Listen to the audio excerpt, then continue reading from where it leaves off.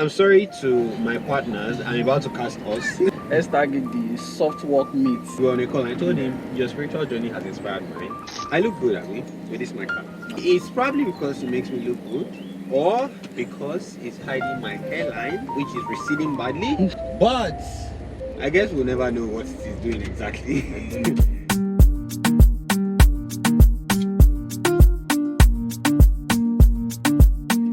Welcome to today's episode of Career Banter. I have a speaker here with me. Just give us a small, light, tasty introduction, teaser. Yeah. Thank you very much for having me on Career Banter. Is it 3.0, Abby? This is episode 3. Yes. Yeah, Season 1, episode 3. That kind of thing, exactly.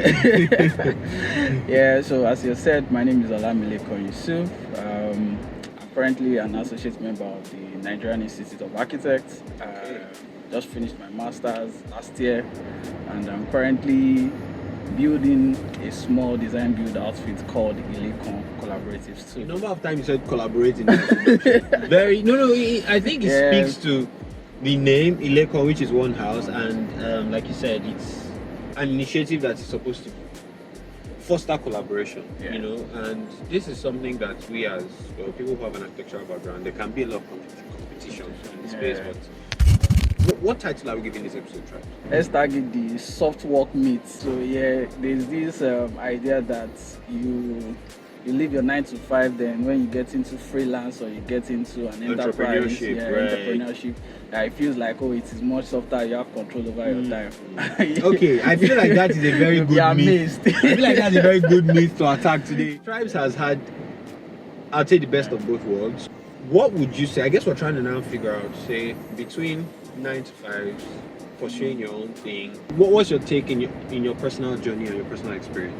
I think the whole idea of starting up my own thing, honestly, I wouldn't even believe that I would venture into it.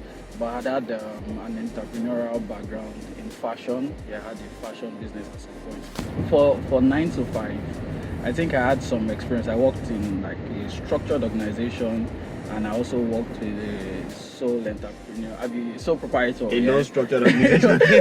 Let me not use the word non. All of that challenges, I actually thought that, okay, I can change the narrative by setting up mountain. You can't change it from outside. You need to experience it and all of that. If I need to execute the idea that I had in mind about what I want to do, which is design and build, I need to do it in an enterprise. We founded Olamileken to kind of speak to that. I went from receiving salary to thinking about paying salary, whether I'm paid or not. So there's that part. Then I also had to take cue from people that have done it before, thinking about. So I tried not to experiment a lot, where I need to now learn some lessons by the hard way. You try to learn from other people's experience. Yeah, different ball game entirely, but it's still an interesting journey, and I must say that it's worth it. Yeah, when you have the goal and you see that it's a process, it's a journey. It's not something that you get to the end in the first 5 years. You get some people figure out their primary market offerings even in their 10th year. Companies like Amazon, companies like MoneyPoint. This is why I needed a speaker, because I did take lessons. Get the jot things down. I had the opportunity to find out what platforms I can learn from that are not necessarily school based, where I need to go for an MBA to learn how to structure a business. So I had leadership courses, executive leadership courses with DLA, Pastor Sam. Yes, I had learned a whole lot there, where I learned about structuring organization, learned about delegation. You don't do it with head knowledge at all. I think a lot of the things that you've spoken on that stick out for me is I'm distilling it down to my own personal experiences, learning from other people first. When we started, it was, I'm sorry to my partners, I'm about to cast us. There were pieces of advice, some of the people whose opinions I respected, that there were pieces of advice that they gave us that I was like, I would now go back to my partner. I'll be like, say this person dog. The reason why we would laugh then, because there were pieces of advice that seemed like, because for us it wasn't a sole thing, it was a joint thing. There were pieces of advice that seemed like we didn't trust each other. So it's like, put everything in black and white, do this, do that, things like that. But many years down the line, we're now having to go back to those things, not because there's a breach of trust, but because there's a clarity, there's a clarity that comes with, because it's business, right? So I think the takeaway for me from that was beyond even the fact that, okay, it should be in black and white, it's just advice is a necessity. Like is, I saw one it meme. That's one was like the person way they advise you, if you know smart reach you, but first listen. Yeah. So learning from other people who have done something similar in the past is a huge game changer. So I want us to do like a comparison now. Both, what would you say in your journey, in your own personal? Because I know that for some people, a 9 to 5 is definitely better.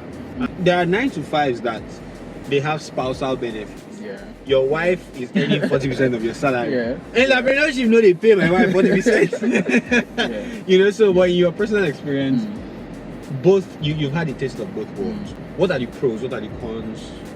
Just as much as you can. So I'll speak to the 9 to 5. To an extent, it feels like a job security where your salary is guaranteed. But for someone who is also seeking to build wealth, you know you cannot depend on that your salary to build wealth. I can't remember his name, Gabriel Ochim or something. So Gabriel had spoken about how he went from living his 9 to 5 into founding Renault. You get, so I think the question he asked himself then was that, what can I do to earn the 30k salary that I was earning?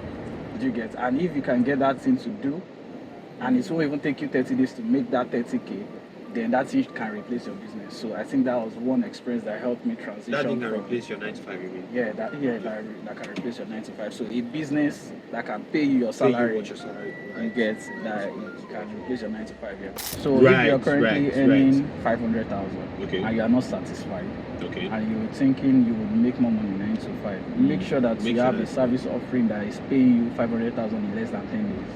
Right. You get, you know, also getting those gigs may not come like frequently. But okay. if you've gotten to Okay. the part where you are getting a 500k gig twice in a month, then at that point you may start considering leaving your 9 to 5. But also, while you're at the 9 to 5, you will have the opportunity to learn, because you are not coming outside to just be a one-man business forever. Right. You would also learn about administration. So while you're at the 9 to 5, you take the opportunity to learn about office administration, learn about culture. Then you Right. just keep taking notes. Whatever exposure, whatever connection you're able to gather in that period, like you already know that you're working with an exit plan. Yeah. So as much as possible, Yeah. you try to So like there's a lot gather of intentionality in your operations. your operations. Yeah. So they both have their pros and cons, right? No one is a smooth ride. I think entrepreneurship in itself is not software. Unless you have have raised funding, you have now wanting, even those who raise funding, to be honest, because I have a friend who runs a company, they raise funding. You have to answer to your investors, you have to show traction, but it's almost as though he's working in 9 to 5. Just that you are the CEO. Exactly. Yeah. What would you say has been your most important lesson across your entire journey? I know you've met a lot of important people. There was a time you were doing some work for the Osun State government. Or your state government. Maybe I don't say the person where they do, you know. I beg. Anyhow. When we finish the episode, I'll bill him. No matter something. But yeah, making those networks, doing those projects, what would you say has been your most important lesson? For every situation, for every place I find myself, I try to ask myself the why. Okay, I'm at this firm. What is the why for me here? Right. Again, so Intentionality. knowing the intentionality, knowing why I'm doing this, and it helps me to focus. Do you get? If you don't know why you're here, if you think, oh, you're just doing this for money's sake, or you're just doing it for necessity, like you have to do internship, for instance, you eventually may not. If you don't streamline it to why you need to do it, you may not get the best out of it. So you had mentioned on your state, and I remembered how we got into the system.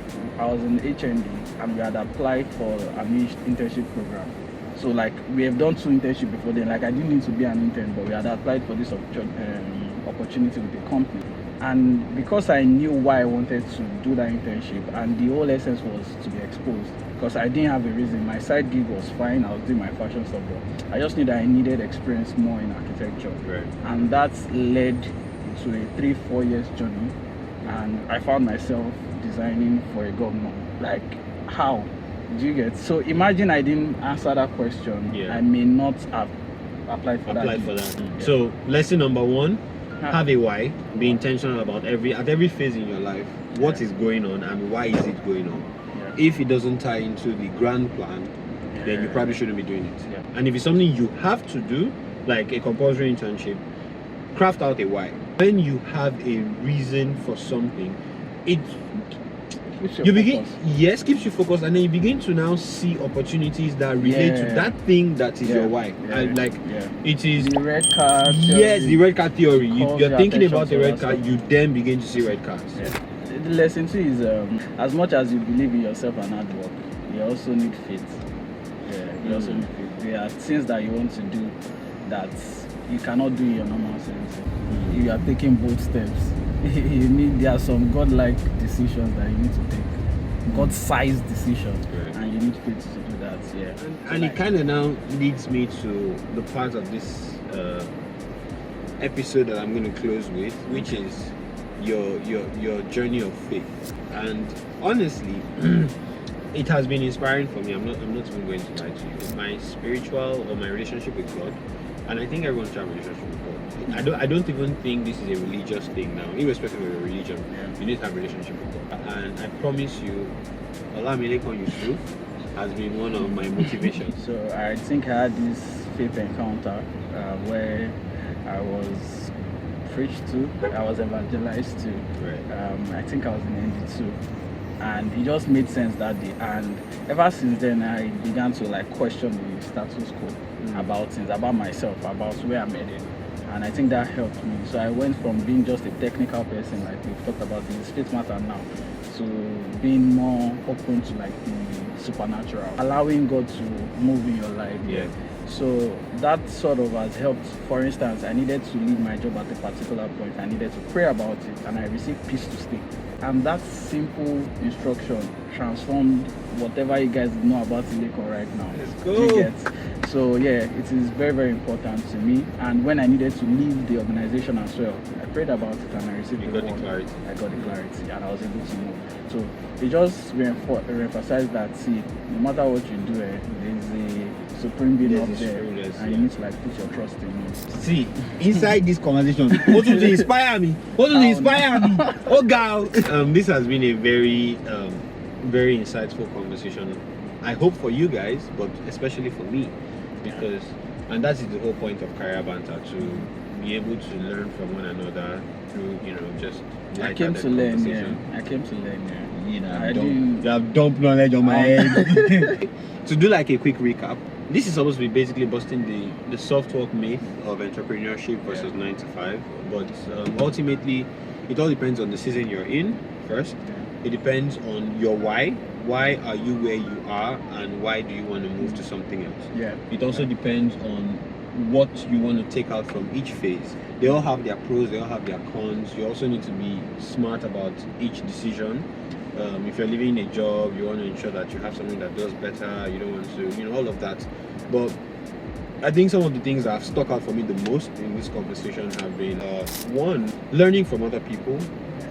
One, I'd say also you said something about getting some leadership knowledge, taking courses, short courses. So basically, learning never stops. While you're learning from other people, you're also getting the knowledge required, and that is From professionals. These things might seem intangible, but they stack up. Yep. Yeah, they stack up. So that's two. Another is intentionality. Why are you doing what you're doing right now? Why do you want to switch from a 9 to 5 to entrepreneurship? Why do you want to get a job? And knowing your why would help you expose more opportunities that tie into your why. And then God. Having a personal relationship with God, and that one is one lesson that sticks out for me very strongly, because that's a journey I have just begun to be on. So this one is just for the business people. Never get tired of communicating your vision to your people, your staff, your artisans, your collaborators. Just always be able to communicate your vision. Then also be prepared to put in structure, whether we like it or not. Organization rise and fall on the kind of structure that was being built. Thank you for joining us today, and make sure you share with your friends. Like, subscribe, and share. But yeah, thank you so much, Tribes, for Thank you being very much, with us Chidi. on this episode. Thank you all very much, guys, and you. we'll see you on the next Next episode. episode.